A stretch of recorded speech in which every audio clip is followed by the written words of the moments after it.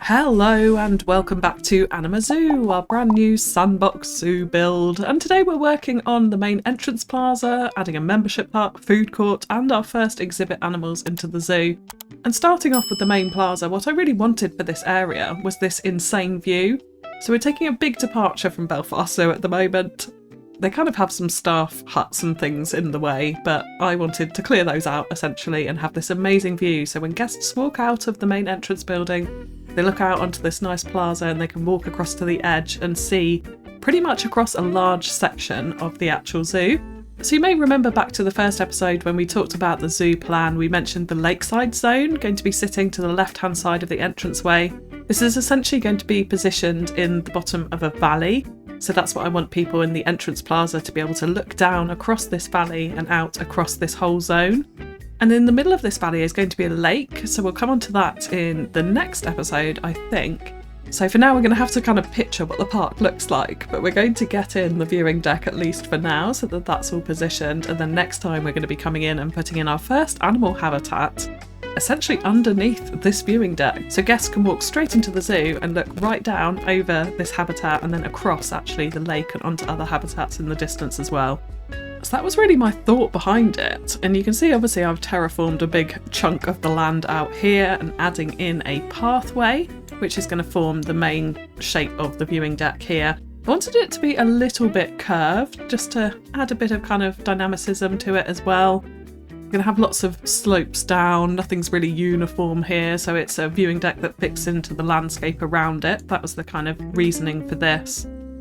Now you may see here as well, the paths look really off and jaggedy and you're thinking, oh gosh, that's awful, all those square edges in the middle of the plaza. It doesn't matter. So you'll see we're going to build our flower bed in the shape that we want, actually over some of the path edges, and we can use guest barriers to cover it all up.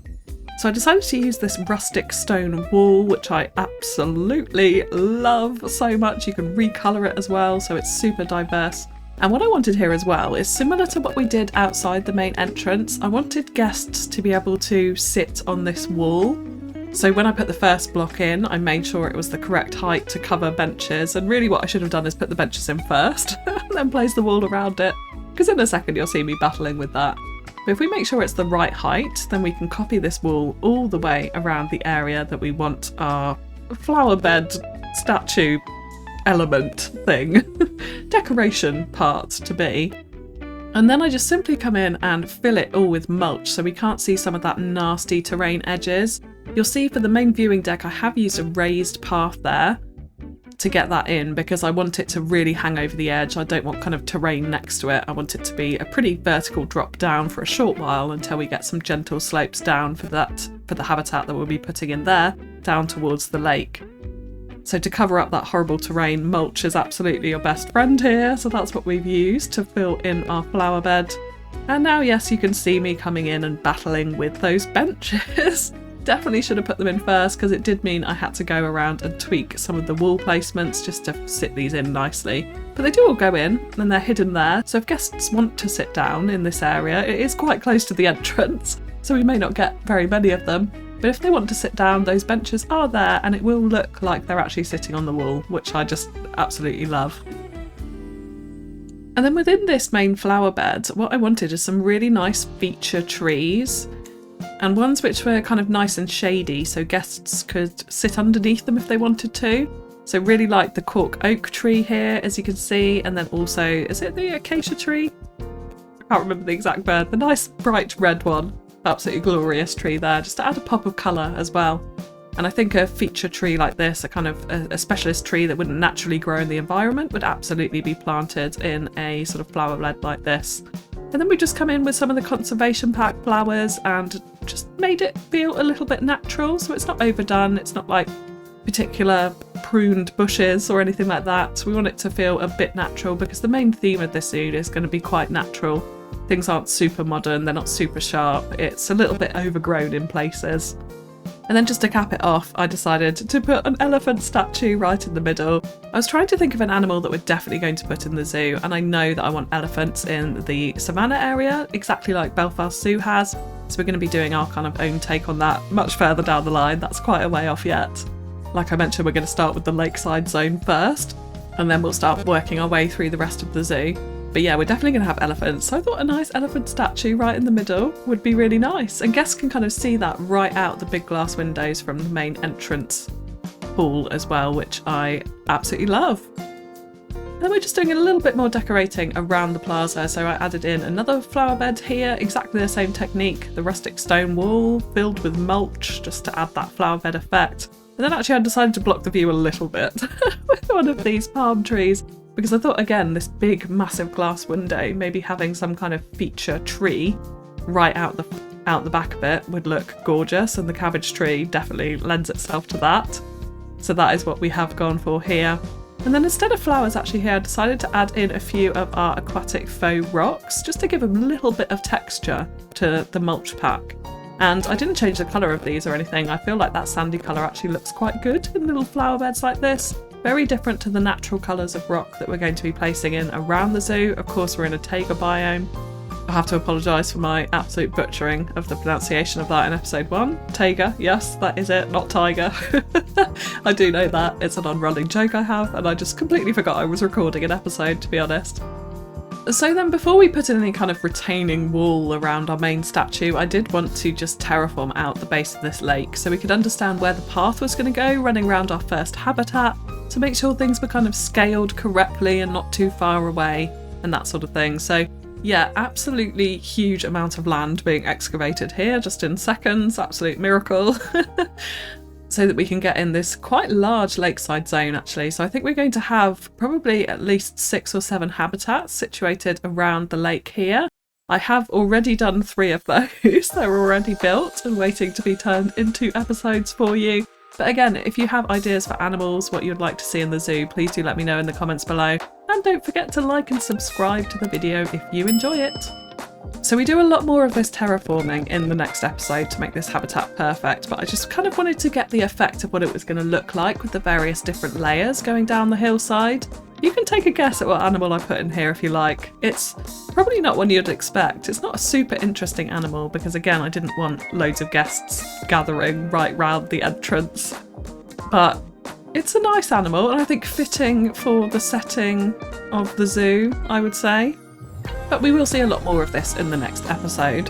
So coming back to this floating viewing platform edge, what I did want to do is cover up a lot of it with rocks and then add a really kind of modern fence around the top. So we're going to have that sort of blend of quite modern things, like our big glass fronted and white building for the entranceway, and then old buildings that have maybe been there a while, a little bit more like our staff area at the entrance, and then lots of nature coming in here as well. So here we're using the tundra rocks and also the taiga rocks blended in together here to create kind of hopefully what looks like a relatively natural rock formation, even though it's very man-made looking probably by the end. And I definitely overused the tundra rocks here. I do actually later, I think probably in the next episode, come in and swap some of these out for the taiga rocks because I want that to be the dominant rock that we see in all of our natural detailing. But I really do like the combination of it with tundra. I sometimes feel like just using one rock variation can look very boring sometimes, honestly. It actually looks somewhat unrealistic when it's all just exactly one colour. You want a little bit of variation in there. But yeah, I definitely overdid the tundra. So coming onto our wall, I wanted it to sort of blend into the main entrance building. So we did use the limestone block here, and I do later recolour it actually to the bright white, exactly the same as the main entrance building. And then we just add a very simple, like I think it's the bog standard planetzoo fence to the top of it, just to give a bit of extra safety railing, but also so children can peek through the railings and see the animals inside this first habitat if they want to. So we do just use a lot of advanced move and rotate, and for some reason my axes were not lining up perfectly. I snapped everything in. I seem to be having a lot of issues with this recently. I don't know if something has actually changed in the game to make this slightly more difficult. But if things aren't completely perfectly aligned, it can be a little bit frustrating and those axes go off even when you're using advanced move. But actually where we're rotating it around the edge of the viewing platform, it wasn't really so much of an issue because we had to do a lot of manual fiddling anyway. So you can see that in here now, and yeah, I really like the effect of this, having these pops of white in and amongst all of this sort of grey and stone and natural environment. I think works really, really well here. So definitely copying that theme, and we'll do that throughout the zoo in quite a few different places, I think, have these big kind of bright white limestone or plaster walls. And then I had to do just a little bit of adjusting with the rocks once we'd got that in to make sure that they were coming right up to the edge of that retaining wall bottom there. But it wasn't too much bother, it was pretty easy to get in and have it looking sensible actually. And now you can see I am adding staff access down the side of our little toilet block here back into our staff area. So we will be coming onto this in a few episodes time. We've got several habitats to do before then, but then we're going to do a massive backstage episode where we really flesh out this area with a proper kind of delivery centre, lots more staff buildings, loads of random props in here to really flesh that out. But of course this staffway, I don't want guests walking back there, so we had to use a little bit of staff path just to cover this up. Guest barriers seem to work for staff and guests, so they're not super helpful because I do want the staff to be able to walk through this way. So I just copied actually one of our rustic stone floor pieces that we used in the entranceway and copied that to cover up the staff path. We had a little bit peeking out, so I had to add a couple of extra little rocks just to cover that up. But it's not too bothersome actually in the end and not that noticeable once we get the flower beds in. And then I've created and just turned this into a blueprint because I'm going to be using this a lot throughout the zoo. Just a little rope barrier just to signify that the guests can't go down here. Obviously they can't because we've got the staff path there, but this helps to make it feel a bit more realistic, I think, actually having this rope barrier here. It's very cute, just simply using a couple of the planetzoo wooden beams, some of the rope twining, and then also one of the rope pieces as well to hang between them. That's it. Really, really nice and simple. But I think an effective use of a little small prop there just to add a tiny staff gate. And then instead of going for the big rustic stone walls here, I just wanted to add in a small edge to our path. So we just actually painted the terrain here in dirt. Used a couple of our aquatic faux rocks, the really tiny ones, to add a little edge to our path, coloured in grey, and then a little bit of bracken and brambles. The main fauna that I'm going to be using for overgrown areas is definitely bracken, brambles, the saltwort bushes. That's the kind of vibe that I want to take for the zoo, mixed in with all of our taiga trees and a few of our temperate trees as well. And then I wanted to sort of hide the staff area away a little bit by adding in one of these Douglas fir pine trees. But of course there's a giant rock there, so to help make it feel a little bit more realistic, I added a tiny bit of mulch at the bottom of it. So as always in this series, we'll come back at the end and do a little walk around of the main plaza so that you can see everything. We're coming on to the next part of the build, and that is the membership hut. Now, I couldn't see one in Belfast Zoo. I'm not sure if it's hidden away somewhere else or if it doesn't exist perhaps. So I'm kind of taking this from inspiration actually from another zoo that I take my children to quite regularly. Where almost immediately after you walk in the entrance, there's a little hut where you can go and sign up, or as you're leaving in fact as well, you might want to go and sign up for membership, convert your ticket into an annual season pass, and then you can come to the zoo multiple times, all under a discounted price. So I wanted to add that in here right off the main entrance plaza. And I thought for a bit of interest, because we're going to be adding loads of different layers of height into this zoo, that we'd raise it up slightly so we'd have a nice ramp up. And I'm definitely going to be taking a lot of consideration for accessibility around this zoo. So anywhere with stairs is going to be counteracted by somewhere with a ramp so that people can get around every part of the zoo. Some parts of it may be quite steep, but that is how Belfast Zoo is in reality, so I'm not too worried about that. So we've got this nice ramp up into this building, and I wanted to divide it into two sections. The first section that you come into I will reveal in the end. It's a homage to members or sponsors of the zoo, so you can probably guess what that is going to be. And then the second part is going to be the main membership office. Now you'll see I initially actually dotted in a couple of ATMs in here because I wanted to make sure that guests would actually come into this building and it wasn't just purely decorative but actually functional as well. So I thought maybe the ATMs would be a good idea. I do actually later remove them because I just don't feel like it ends up fitting the vibe. And what we're doing here is actually creating a bit of a custom counter for, I think it's Hats Fantastic, that we actually decided to put in here. So there is a shop for guests to come in and actually use it. But I didn't want to obviously put in the main shop building because that would look super weird in here. So we just put in one of the little counters.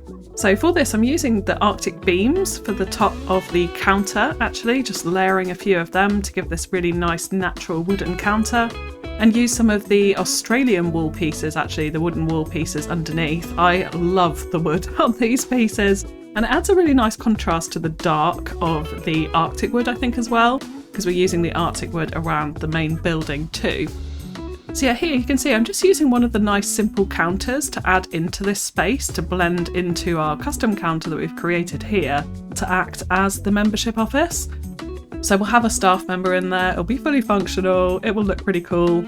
And yes, it was a little bit tricky to get it all lined up with our paths perfectly here, which is probably the main problem.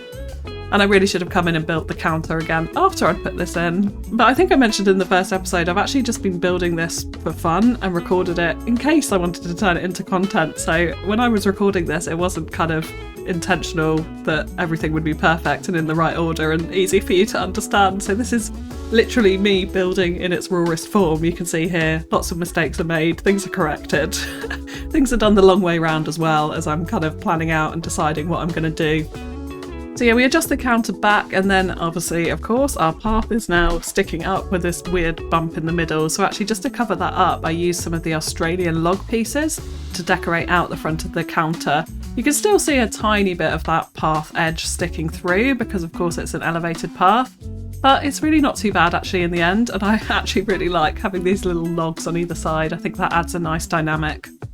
And then you will have noticed on the outside I used the breeze block base for the building, so I decided to come in and actually add in a breeze block 4 here, which would help cover up the whole of where the Hat's Fantastic counter was actually sitting, which was mighty helpful indeed, but also meant that we wouldn't have any kind of weird oddities sticking out the sides of the walls either side. I do come around and do a lot of beam decoration in a second on this building, so it doesn't look quite so plain and boring and square on the outside, but I wanted to get the inside all kind of fixed up first.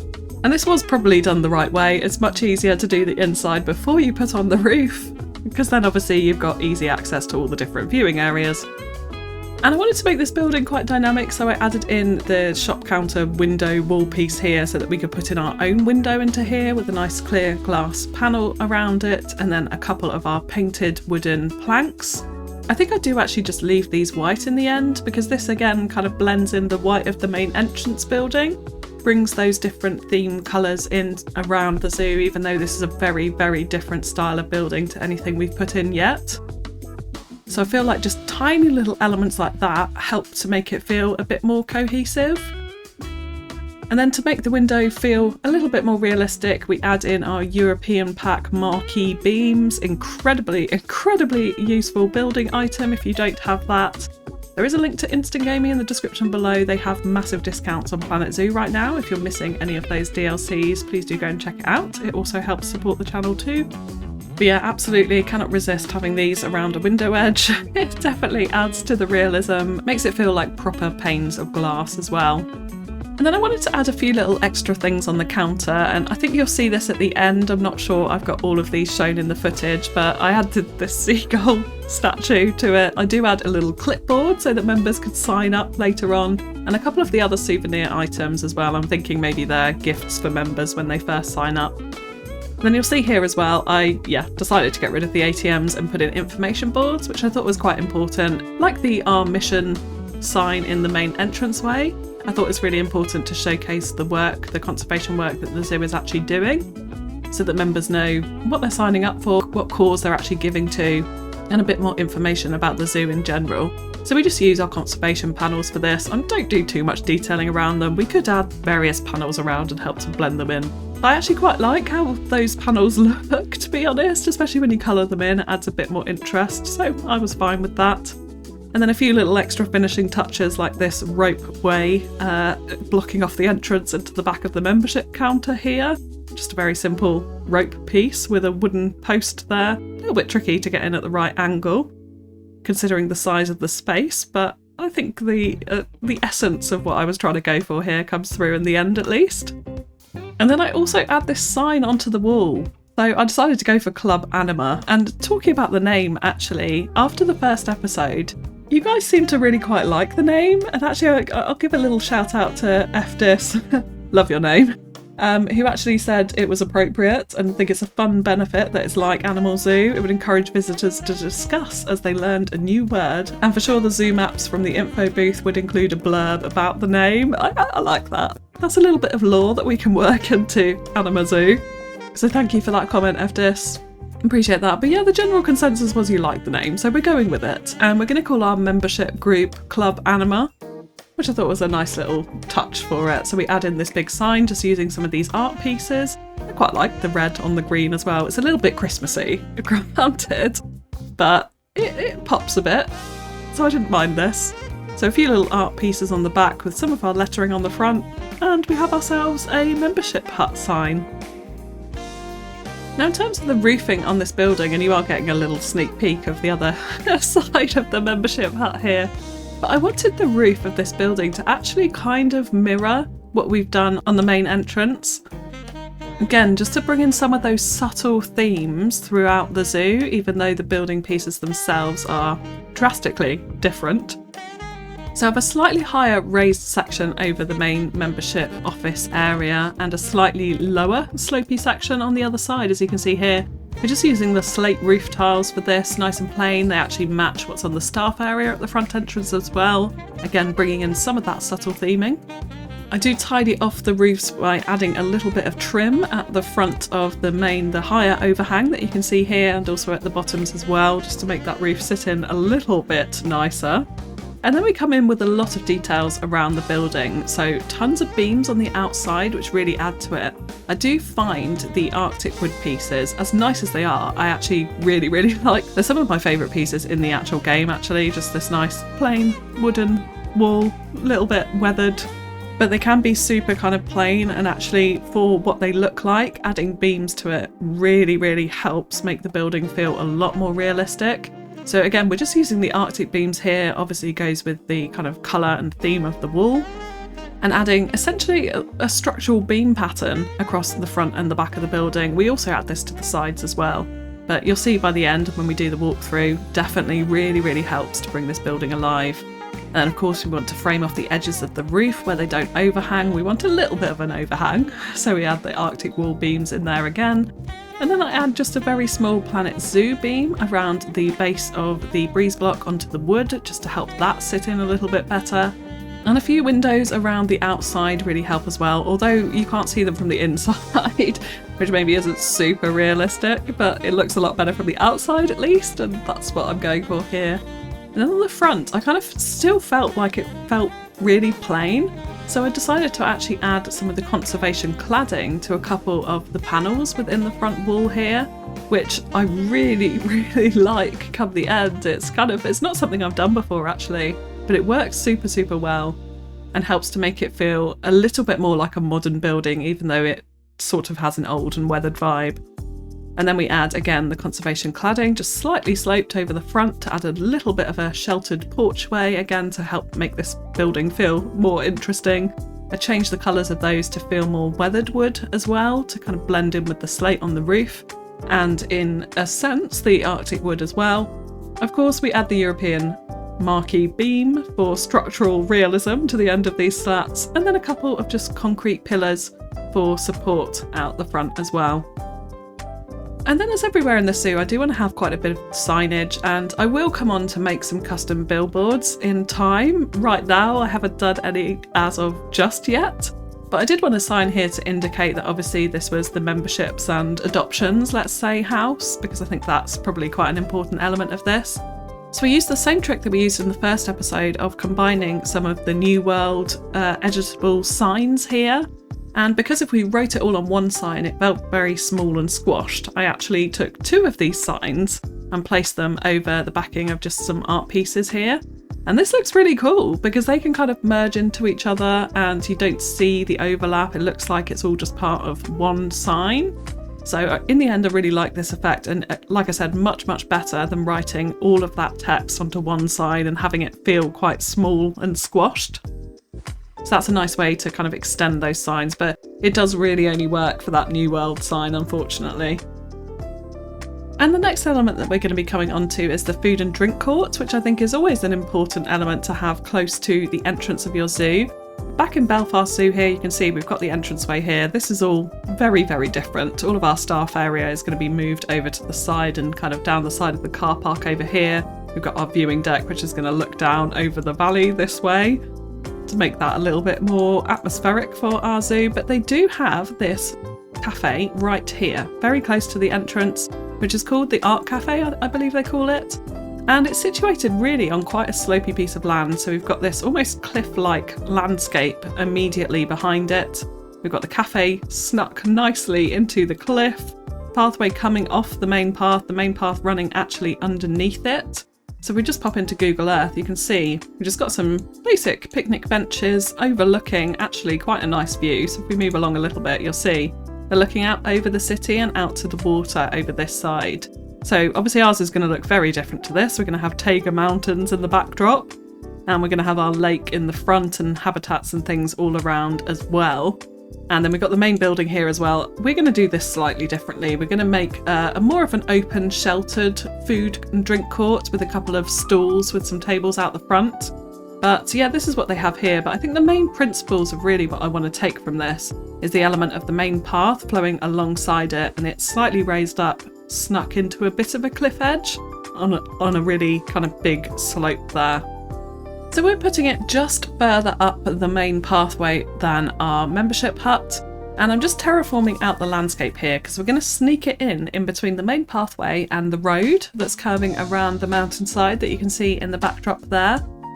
So the first thing I did want to do is put in the pathway for it, and I wanted to have this to be 6 meters wide so that we could comfortably fit those picnic benches on it and also have space behind it for guests to walk through, essentially our little food and drink shelter area here. So I just add one food and one drink. We get a hot dog squad in here, and again we'll see this in the walk around a little bit later on. But I think that's all that's really needed. Although the footprint of our zoo is going to be quite large, I want it to feel relatively small and intimate. I do also add a toilet block in as well, of course. The more toilets we have, the better convenience, really. And also you'll see as we progress in this series as well, this is kind of pretty close to where the main entrance is down towards the Lakeside zone. So I think anyone who's walked around there and come back up the hill may want a little food and drink or a toilet break at the end of it all. And then of course we need to connect this path up, and that's the most difficult thing with pathing, is getting it to sit nicely on the terrain in this game. So I did quite a bit of terraforming first to get the landscape reasonably smooth, and then added in our little path join here. Going down to a 4 wide width because I didn't want it to feel too big and grand and take away from the main pathway that we had moving along. And then you can see we just add in our picnic benches, and there's plenty of room for the bench and also for guests to walk around those shops behind them as well. But it's not a huge food court, it's not a huge area, it's much more intimate. And then connecting up the path the other side, I just used the flatten to terrain trick, make the path a little bit longer, try and get it to connect up the slope, and it flattens the terrain and makes it a little bit smoother there. But that was a massive pain to get in. I've cut out a lot of my efforts with this pathway to try and make sure it was as smooth as possible. So for the main hut, what I do want is an open shelter covering those benches in front of it, and then the food and drink areas just sticking out essentially of a wall, like it was a little kiosk really, more than a proper cafe in this location. I used the painted wall pieces, again just tried to make the wood a little bit more weathered so it felt a little bit more used, so this sort of slightly greyish colour on the wood. And actually decided to make it slightly more interesting by adding these indents in between each of the counters. So in there you'll see, we'll come in a moment and put some nice plants in there, just to help make that feel a little bit nicer. And then the roof, yeah, is just very, very basic. So we'll obviously have a slopey roof covering the actual kiosks themselves, and then an open roofway so you can kind of walk in, but it's still a sheltered area covering over the benches. So a pretty simple design, all on the grid, nice and easy to work with. And then clearly our path is a little bit janky, so we're going to cover it up with some flooring to make it again feel like it is more of a purposeful hut and something that is built consistently all together. So again, we just use the it's the stained wood, not the painted wood, I always get that wrong. The stained wood flat flooring pieces here, slightly different colour, so it looks like it's been stained or cleaned or something recently, and of course under shelter as well, so maybe it's a new addition to the building. I quite like doing that when I'm building in planetzoo, is add things that look old and then maybe things that they've updated over time and look a little bit more modern, which I think is quite a realistic effect. You don't really tend to find everything of the same era or the same maintenance within a single building. Things do look a little bit different. And here you can see we're using the Arctic beams to create the edges of our flower beds in between the kiosks here. A little bit of mulch, obviously, and this also helps to cover up some of the jankiness in the terrain, where the actual flooring kind of didn't sit on the terrain very nicely in between our individual kiosks. So a useful feature actually, to use mulch and flower beds wherever you have these really odd patches. It can really cover up some nasty jank in your zoos, and I use them a lot, maybe a little bit too much, but I absolutely love the mulch piece. Definitely the most underrated piece in the game, honestly. And then we had a couple of grapevines, a couple of cabbage plants, just to add a bit of greenery into those areas. And then again, we're going to add some finishing touches to our building, of course.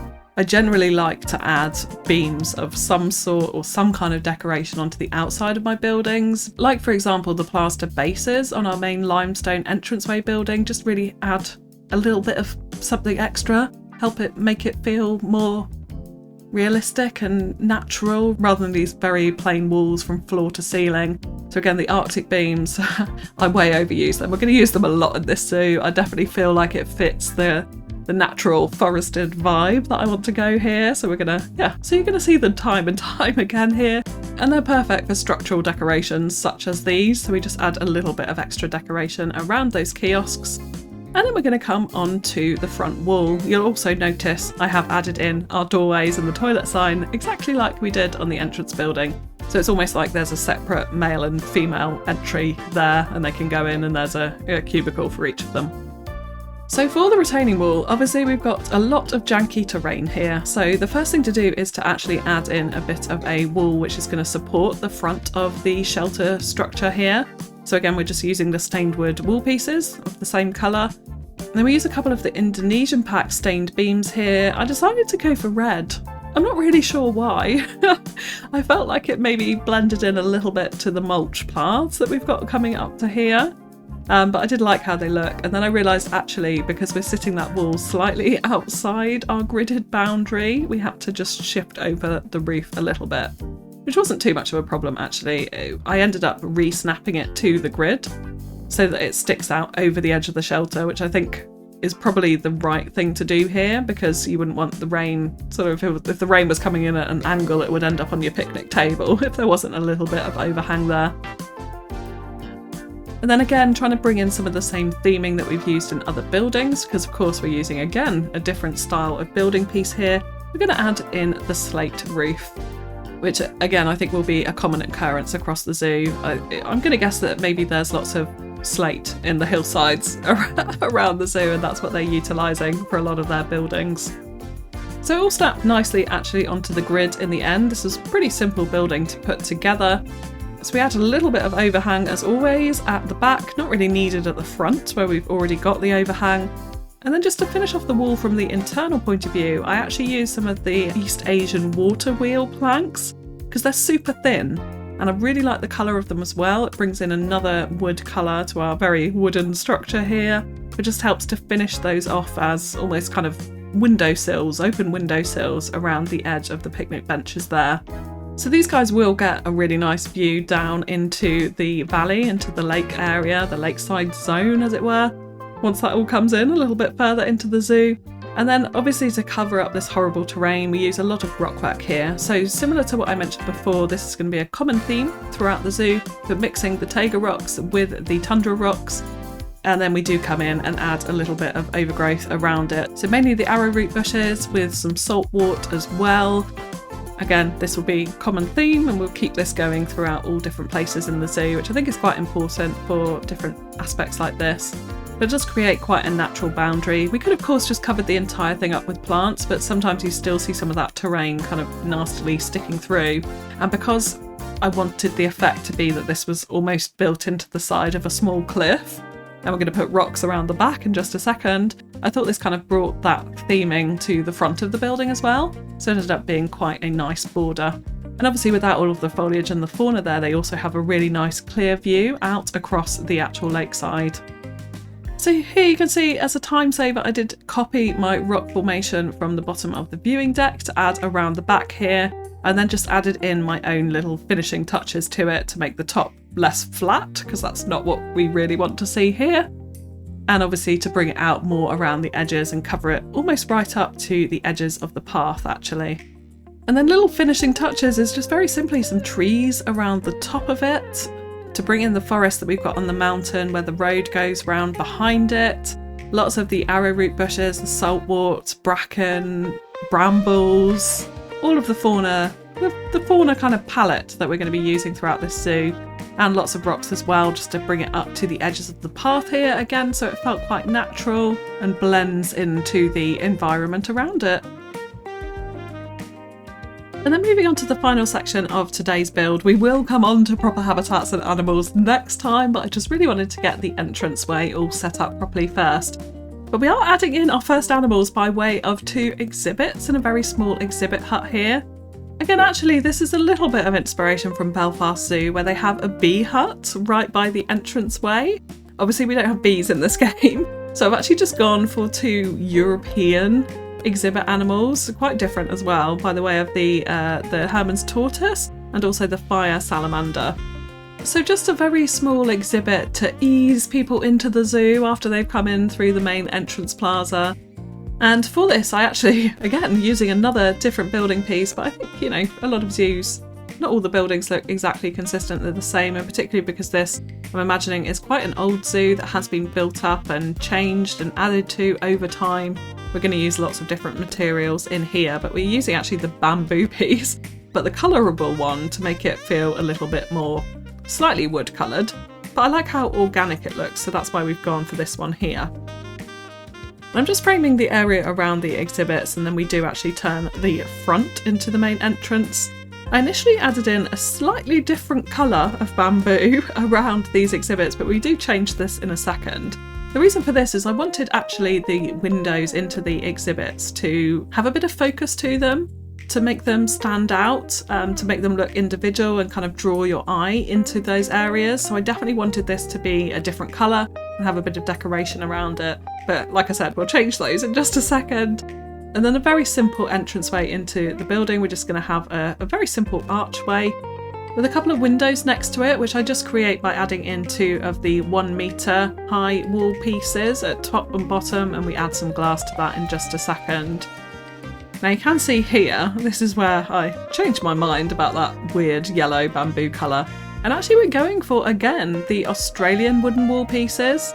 So I just use, similarly to the windows at the front, a 1 metre piece at top and bottom. And then we come in with these colourable wooden beams at the side to cover up some of those weird joins between the bamboo and the edge of the exhibit, and also to help kind of frame these Australian panels that we've put in. So I tried to reasonably closely match the colour of it, slightly off there, a little bit more orange, but it's not too bad. It gives that lighter effect to the dark bamboo colour that we've used around the outside, at least anyway. And we had to add in 2 of these next to each other just to blend in, but again, adds a little bit of texture having that join between the 2 beams, and we could just sink the other one further back into the wall. And then copied this across to each side of each of our exhibits that we have here. And another thing I really like about this framing is it actually pops out of the edge of the wall, so it adds a little bit of dynamicism to a very flat wall piece otherwise. So you can see them kind of adding a little bit of extra depth essentially into that wall piece, which I really like.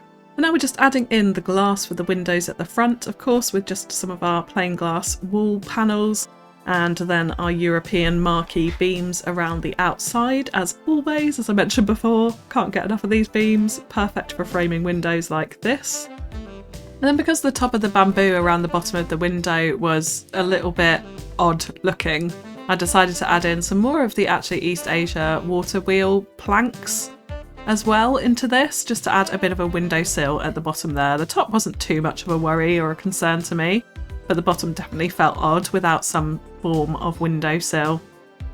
And we're using the vertical wooden plank floor piece here that we can recolour a little bit to create our flooring inside the exhibit, which again just covers up some of those odd grass gaps that we have around the pathway and between the walls and the pathway, and helps to add consistency to the inside of our building here. Then we had some finishing touches by some way of some more Arctic beams around the base of the building, which just helps to give it a little bit more of a foundation, other than the bamboo just sticking directly into the ground. You can also see this from the inside of the building as well, which I really like.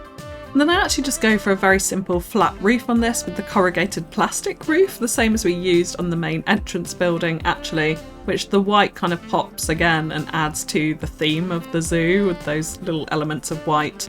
But also in particular, because I love these beams, as I've mentioned previously, on the inside of it, it helps to make it feel a little bit more shack-like, which is really what I want for this exhibit. I didn't want it to feel like some grand exhibit building that's been carefully crafted and curated, but more like a shack that they've or a hut that they've repurposed. And then exactly the same as our entrance building, we use some of the cladding along the outsides of the roof just to help make it look a little bit nicer. Otherwise we've got this corrugated plastic and metal beams sticking out on the outside, which isn't the nicest look, I don't think, for guests. And I really like the colour of this grey cladding. Again, exactly what we've used on the entrance building as well. So that's the main elements of today's build actually in. There's lots of little extra landscaping details that I've added around, so let's jump into a walkthrough now and we'll have a little look around. So here we are back at the entranceway that we built last time, and let's go on into the entrance. Now I have some big updates to do to the gift shop, absolutely. Some of you gave some really good suggestions, so we will come on and do that. It's just I've already recorded several episodes, so it will be essentially the next episode that I haven't recorded right now. So here you go. Here's what you can see. So you can start to see out onto this viewing deck and down into the valley. There's still obviously this entire area to work on down there, but it's going to look pretty cool, I think, with the mountains in the background and this big kind of drop with nothing blocking the view from this viewing platform. We've got our nice big cabbage tree in there, still yet to fix the glass as well, so we won't look at that. And then we come on out and we've got our membership and adoptions hut. Now I did do a little bit of landscaping over in this corner. We've obviously added in this wall in lots of different places. I've actually added some benches in front here. I didn't think having the low wall everywhere that people could sit on was necessary. I've used actually just the bog standard chain link barrier here to act as a fence between the zoo and the road. As I've mentioned previously, we've still got a lot of detailing to do on the road outside as well, so we will come to that. But here is our memberships and adoptions house, which I think is sitting really nicely. We obviously added the railing onto the raised piece of pathway up here. A couple of little plants in and amongst rocks, really. So I've actually terrain painted a lot of this into dirt right around the edge, and then we're going into just long grass, wild bushes out the back. The cladding works super, super nicely as well. Very pleased with that. I'm very pleased with how that combined merged sign has come out. And then on inside, this is the start of our little members hut. So yeah, big shout out to all of my patrons. Thank you so, so much for your support. So appreciate you guys. So appreciate you guys. You never know. You input into my series, you help me, you support me, you encourage me. And I appreciate it all so much, as well as actually putting your hard-earned dollar towards developing the channel. So thank you. And of course they are now officially supporters of the zoo, and that's why they're labelled in the zoo. Then we come into our little members area. So we've got a lovely happy smiley lady there greeting us. And this is where I've just added a few of the souvenir props onto the side here. Actually my clipboard's gone. I swear I added a clipboard here and it's gone. Maybe I did that in the next episode. We'll see. But I think the Club Anima sign works pretty well. Kind of pleased with that. Yeah, it's pretty basic. Added a little bit of trimming around the outside there too. And then yeah, let's come on down to see this main plaza, and I absolutely love this. Like I said, I think the view with these mountains right in the background, because yeah, nothing's going to be blocking them from this point. It's all going to be so low down that you won't see it. That's going to look super cool once it's all terraformed out. Obviously got our flower beds here, our massive centre one here, which kind of it has worked. I thought the shape was a little bit odd and janky in places when I put it in, but it sort of blends in actually from guest height, I suppose you could call this, with the beautiful red tree. Then we're going to look on down here. Now we're actually going to ignore what's happening here. I may have botched up my save file, so I had to delete some work that had happened down there, but that's all going to happen in the next episode. You will see that all. I have recorded it all. I just actually screwed up my saves. So now that I'm coming in a few weeks after I actually built the episode today, it's a little bit screwed up. So anyway, yeah, these are some of the animals that we're going to be seeing next time in a very highly unfinished area and a very unfinished waterfall going on over there. But yeah, there you go. You can kind of imagine what it's going to look like once the lake is in here and this is all terraformed out at the back with habitats all around here as well. It's going to look pretty cool. And then obviously looking down into this habitat, which we'll see next time. We'll see next time. We pretend that we didn't see boxed up animals right there. And I could, of course, actually open the zoo now that we've got the exhibits in, but I think we'll do that next time so we can see the guests coming in and out next time. But yeah, there we go. That's the actual main entrance plaza, which I think is, yeah, quite nice now. Sits in pretty nice. I didn't show you the little staff rope over here, so let's go and love your pink hair. Because that's a FewCandy supporter, I believe. Yeah, so here we go. This is the little entrance into the staff area. It works quite nicely actually. I changed up this path so it suits this little rocky section a bit more and you can't really notice the difference too much. It's not super obvious from this point of view. Again, there's some more buildings there, which we'll come on to. That whole staff area is going to have a makeover, like I said. Yeah, so that's memberships and adoptions. If we keep coming on round here again, we've just added in small little bits of walling and fauna rocks in between the various different buildings. You can sort of peek through here. You can see some more of that chain link fence in between the zoo and the road up before you get onto the cliffs and the mountainside. But here we have our exhibit hut. A couple of little aquatic pack lights, and then we've actually used some of the conservation lights in here. And here we go. We've got our fire salamander over here. They're so tiny I can literally never see them though. They are in there somewhere. I'm sure they are. I don't know.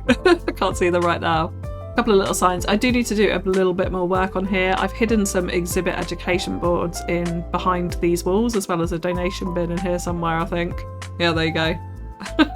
There it all is, hidden away behind the wall. And then we've just added in our TV screens because they look an awful lot nicer. But yeah, very much enjoy how this pops out of the wall. Adds that little bit of depth, and the trimming around the bottom of the wall helps to finish it off. I do have a bit of Z biting here, so I just need to adjust that flooring piece right there. Then we've got the tortoises in this side, and they are much easier to see. So there we go. There was quite a few of them in here. Is there only one? Oh no, there's another one at the back. There we go. I may have only just put them in. They've definitely multiplied since I built this episode. So yeah, there's our tortoises. I've really kept the exhibit really plain. I haven't tried to do anything fancy with the top of it. Yeah, it's only a small entrance exhibit place after all, so just a little throw in there. And then we'll come up to our food court. So here you can see the sort of layers of height starting to come in. So you've just got this really subtle elevation, subtle slope. Can't see through to that road as well, I would add, because of the brick wall here, or the rock wall. And then we come up into our little food court area, which again will have pretty nice views down over the valley and through to the lake. Won't be quite as nice as the entrance plaza because there will potentially be a couple of things in the way, but there we go. We've got a very smiley hot dog. I did not realise this sign until I actually put this shop in. I've never actually noticed that it's an animal in the hot dog before. Well, a dog. I feel like that's a little bit appropriate for a zoo, but there we go.